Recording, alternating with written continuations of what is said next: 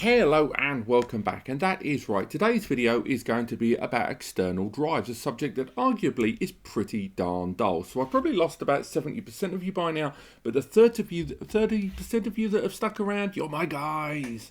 This is about the ORICO external USB 4 and Thunderbolt external case here. This is, and I'm going to get the model ID right this time, it is the ORICO-M234C3-U4. And again, I'm not going to use that model ID again because it's very long, so we're just going to call this either the ORICO or the U4. Now, this is a lovely little external case for an M2 SSD, and in today's video we're going to be taking a very close look at this device and running some performance tests with this, the WD Black SN850, one of the earliest released and still one of the most popular M2 SSDs in the market there. Now, it's worth highlighting a few things. First and foremost, the reason I've gone for this drive is right now, as far as things like Black Friday have gone and all those sales, things like Prime Day and that, this drive is very popular out there and in good pricing. Also, because this drive is going to go probably on offer again soon because there's a follow-up version out there.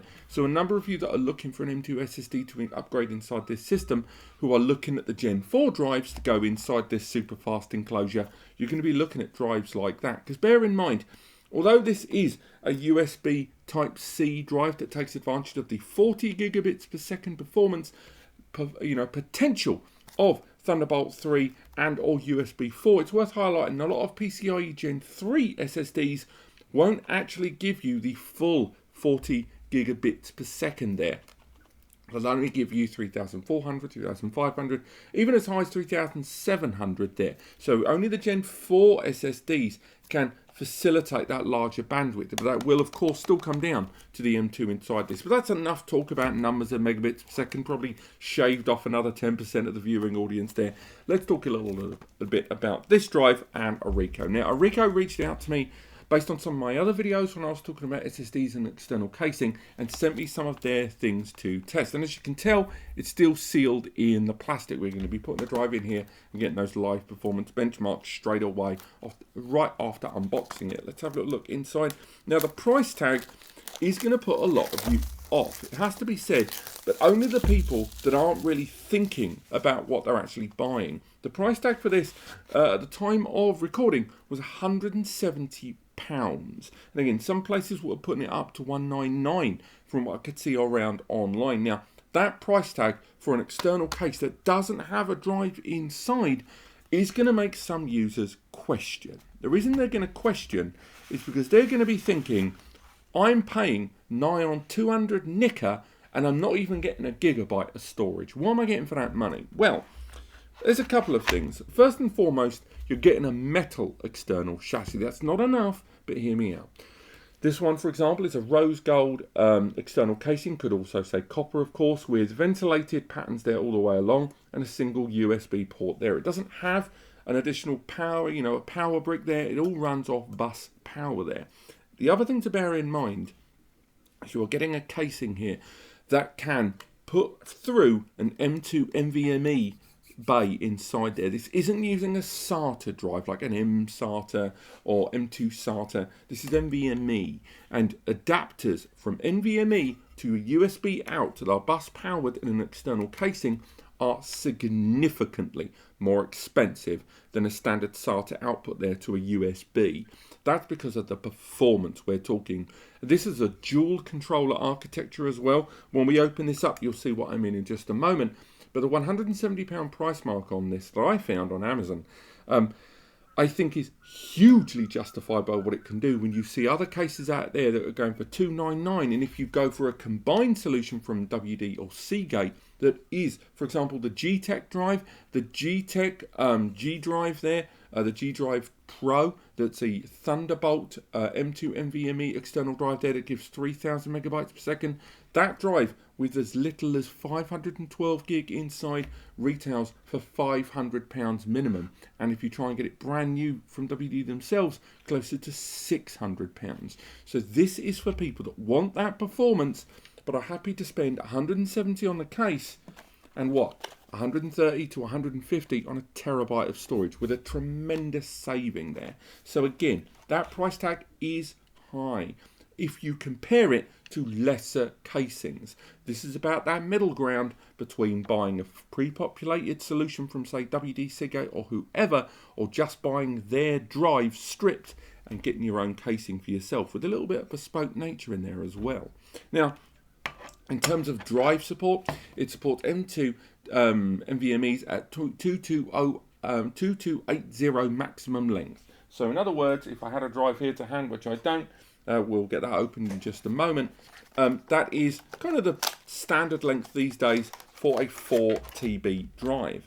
You'll also notice as I open this up that I'm using a drive with a heatsink. The reason I'm going for a drive with a heatsink on board is I wanted to see if you can use your own heatsink inside this. It does supply a heatsink inside here. So inside you get the drive, you get the thermal padding and an additional layer of heat dissipating heatsink inside this. But I wanted to see if I could use my own heatsink equipped drive. And I've got other drives just off camera if we're not able to use it.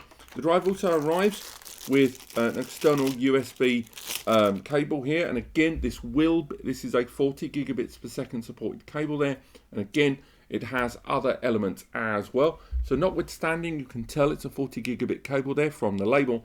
On top of that, you've got the USB-C to USB-A adapter there built onto the top, as well as on the other end the USB Type-C there for the drive on the other hand. And again, it maintains that nice copper design there for those that actually care about that sort of stuff. There is our heat dissipating plate there that we can utilize if we choose to. And that's really it for the internal packaging. You can remove it out.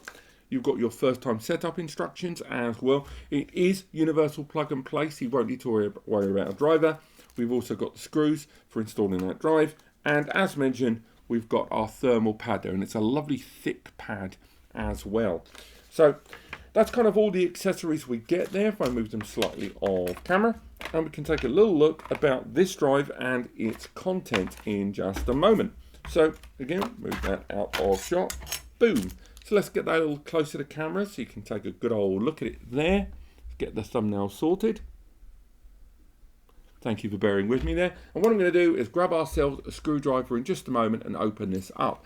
But it is a completely sealed unit. I wouldn't say it's IP66 or IP67 certified in terms of dust, frost and water resistance, and certainly not fire.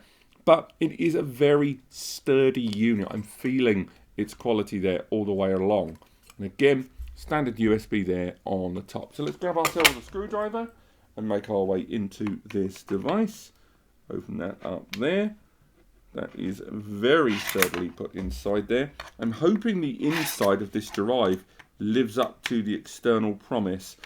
I'm kind of hoping it's at least a decent board inside, but we'll have to have a little look. And again, that's how thick the plating is inside there, And inside, a very simple edifice there. We've got the little connector there on the bottom, and again, a bare board with the controllers and everything on the other side. So I think it's worth us just quickly opening this up and taking a little look at those controllers that we've got inside there. Make sure we don't lose those screws. And again, having a little look at it, that USB 4, there isn't a lot of USB 4 about it, has to be said. Indeed, even Thunderbolt 4, which has seemingly been around for quite a while, there's not a lot going on there. And with Thunderbolt 4 providing the same bandwidth for a single device as found with Thunderbolt 3, you can see why there hasn't been the mad rush that we saw to Thunderbolt 3 for people to upgrade. I may need to get a better screwdriver for this because one of those screws simply does not want to play. Let's fast forward. And there we go. Didn't really want to tear up those threads too much.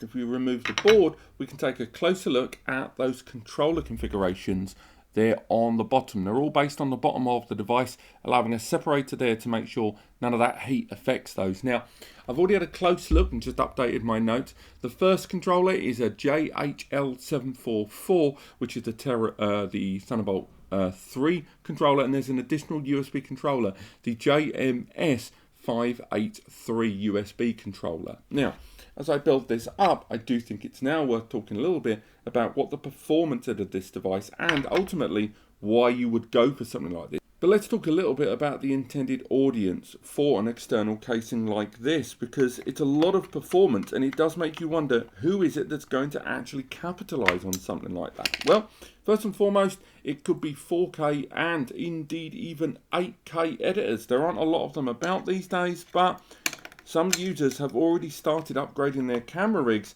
to record 8K stock, even though they're not outputting final product in 8K due to the weight of it. But at the same time, having their stock footage now in 8K, be it photo or video form, can be quite advantageous, because later down the line, the last thing you want is some of your projects in 2023, 2024, and further, to have outdated grainy stock being utilized in the middle, sitting on it now for when it's needed at a later date. And editing on an internal drive, particularly for 8K, means you are going to want to have that 4,000 megabytes per second throughput there. And particularly with an external drive, when you're editing kind of stuff or moving stuff between existing catalogs and existing camera equipment, is going to be quite useful.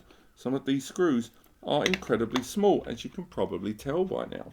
So another person that may utilize a device like this are going to be those that are running large backup operations where speed is going to be key. Yes, M2 NVMe is probably not ideal for stuff like that, and as we try this drive out, we'll test the height of it, and we're a little bit over the top there, so my advice to you is to go for a non-heatsink equipped drive. So I'm just going to go quickly grab an alternative WD, and instead we're going to opt for the WD Black SN7700. It's more of their value series WD Black drive that's still available as a PCIe Gen 4 SSD. Now this will give us around 5,000 megabytes per second if we were using it natively, but of course this isn't going to be able to give us that. But it's going to be interesting to see if we can still get 3,000 or 4,000 megabytes out of it, even with my modest laptop there. So the next thing we're going to need are those screws. Let's grab one of those. We can start making our way into this. Now, I mentioned backups earlier on.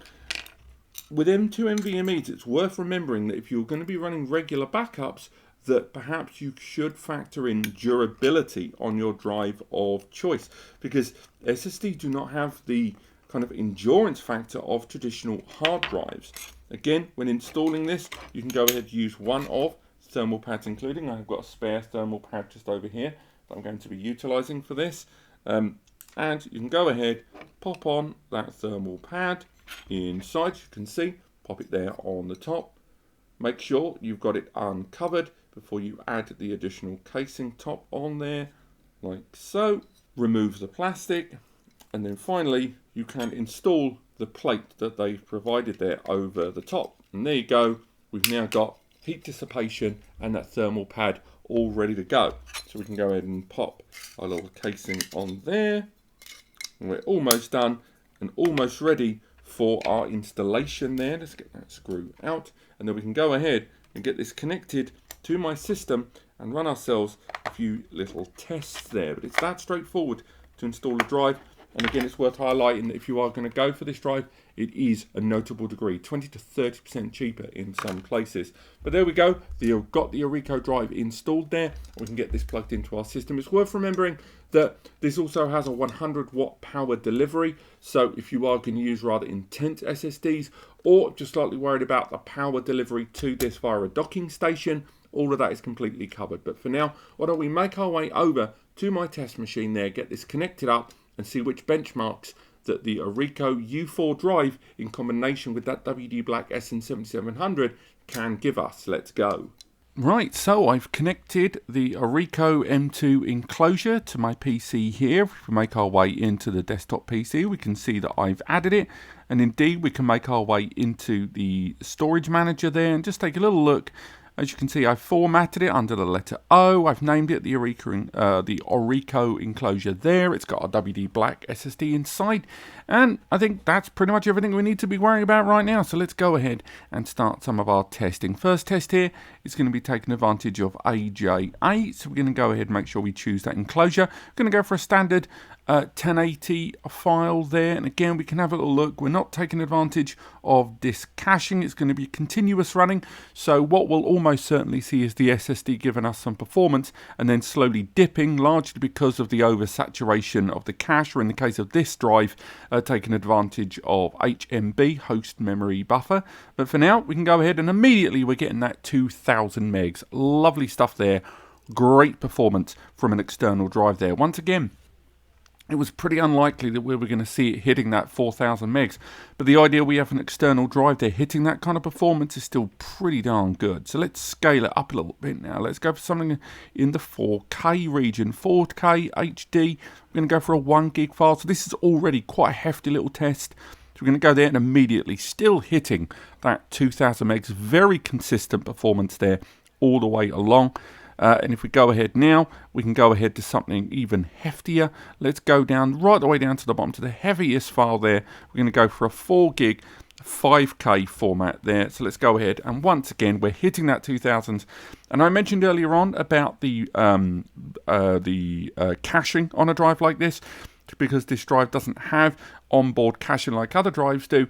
This is where we're going to see that slight drop. We're still going to see that high performance, and remember this is a PCIe Gen 4 SSD and a PCIe Gen 3 enclosure there, but these are still great numbers from what we would hope to see on this drive. So coming out of that, we can make our way into our next test, and from that we can make our way into ATTO Disk Benchmark. You may see a black screen there as I go. That's largely down to needing Windows power user permission. So again, we're using the direct IO there. We're going to go with a 1 gig test file there. We're going to make sure we choose the enclosure. And we're going to go ahead and start with a queue depth of 4. So that's going to take a little bit of time there just to set up those tests, so we could talk a little bit about this drive. First and foremost, once again, this is a drive that is generally promised to get around 3000 megs native on NVMe. Now, we are utilizing this drive on a Thunderbolt 3 connected port there, but there's still no avoiding that the difference between maximum bandwidth of Thunderbolt 3 and 4 versus capability of a drive is going to make all of the difference there. We're still getting very, very good performance from this drive, and do bear in mind, of course, that we are looking at large, chunky sequential data here, not the random IOPs. We will be looking at IOPs in just a moment upon the completion of this testing. Also, of course, because we are using OBS, there will be a slight drop during this testing. So OBS generally takes its toll more on the write activity than the read, but it can work in either direction depending on the source media you're utilizing. Currently, this PC that I'm using here, if we go back to the PC menu, you're able to see that currently I am running this on a Windows 10 6-core a 4-core i7 system, and this is with 32 gig of memory. So again, pretty good there, and with the OS running on an NVMe SSD, a Samsung 970 there. So not really any bottlenecks from this side. We're already seeing the drive hit 2400 megabytes per second, or 2.4 gigabytes per second there, and climbing, it should be added as well. Some very good performance from this external enclosure. And bear that in mind again, this is an external drive. This isn't me running an OS drive. This is running this completely independent of my Windows system there. As this test funnels through to its conclusion, as mentioned, I am going to have a little look at those IOPs. The reason being that traditional transfer rates are more often than not measured in that sequential data. Big blocks of data being transferred over. You do find that higher frequency data is analysed slightly differently with IOPs. The higher the IOPS number is generally more based on something known as 4K random. Sequential data is data that's kind of, as the name suggests, very easy to find and all blob together. 4K random is tiny packets of data dotted all around the drive, and it is the speed with which the drive accesses all of that data over a period of time and over a period of scale data size. But for now, we're seeing that 2.4, 2.5 gigabytes per second, 2400, 2500, consistently being hit on both read and write activity there, which is really good to see on an external enclosure. Now, while this is going on, I will highlight that the drive itself is getting a little warm. If we open up Crystal Disk there, hopefully we'll list that drive and we'll be able to monitor the temperature of this drive as we go. So if we go in, we're able to see that WD Black inside there getting rather warm. Now, of all the drives I could have tested in this, WD Black is a drive that runs a little hot anyway, so we can't really blame the Enclosure for this. But also, this is a very sustained test. To put that into perspective, this system's already running pretty warm right now of all the tests. And you can see my OS drive is also running at quite a high temp during these. But for now, if we make our way in, we can take a quick look. And as we can see, again, 2.5 gigabytes absolutely easily. And even at such a large scale drive, lovely high IOPs there for a 1 gig test file. Had we gone for a 64 KB, we can run that, and that will be very, very quick indeed. This will run this test very, very fast. And with this, we will see not dissimilar numbers, but the real test is going to be what these smaller file types transpose into in terms of traditional transfer rates there. And again, if we head back into Crystal Disk, we're going to start seeing that temperature once again rise fairly consistently all the way through. Now, if you were going to go for more efficient drives, more cost-efficient drives like the WD Black SN7700, you're going to see temperatures rise like this because of the way the drive is designed. Whereas the WD Black SN850 in an enclosure like this, temperatures can be a little better, and particularly if you go for ones like the Brent that has the heat shield on board. The drives that I'm hoping to test on a ORICO Thunderbolt 3 docking station that's got M2 drives inside. Those are ones where the heat is going to be a little bit more manageable due to the distribution of the NAND and, of course, the controller itself having its own area of onboard DRAM, unlike the SN7700 that we're using for these tests, that doesn't have onboard DRAM, utilizing system memory. Hence, again, why those raised temperatures exist on the system. But if we go to the performance there, boom, we saw it entering those numbers very, very early doors, exactly what I would have liked to have seen there. So let's now move over to Blackmagic. Blackmagic industry test tool for multimedia, very, very popular tool, and this will allow us to test multimedia format. So we want to go in and make sure we select this drive. So let's go in, select the ORICO enclosure, and from there, let's go with a 1 gig test file. And again, you're going to see climbing numbers here. As it finishes each test very, very quickly, the numbers are going to increase by 100 or 200 megs with each rotation, as you can see there. But we're still seeing lovely consistent numbers there on that multimedia type. You've got all the stats and information broken down there at the bottom. But again, this isn't a very expensive M2, and in this enclosure you are going to be getting fantastically consistent, and that's the key word here, consistent performance there. So let's go for the biggest test file, and this is going to be that 5 gig file. Generally, when you go for the bigger files, that's when an SSD really has to prove its muster, that it can push through that kind of performance in a sustained manner. But once again, look at those numbers. We're getting great numbers all the way through, which based on this drive and that enclosure certainly count for me as successful testing overall. And that's really it. I do like this drive. This enclosure. Obviously, I like the drive. I've already reviewed it here on the channel and said as much.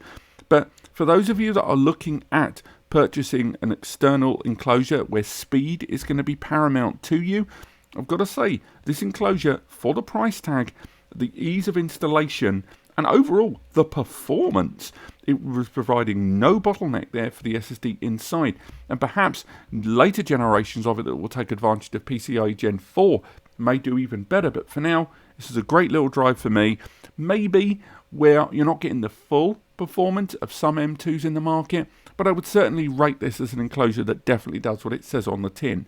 Visit the links in the description to learn more about this and other enclosures that I've talked about here on the channel, as well as, of course, clicking like if you've enjoyed the video, subscribe if you want to learn more, and otherwise, thank you so much for watching, and I'll see you next time.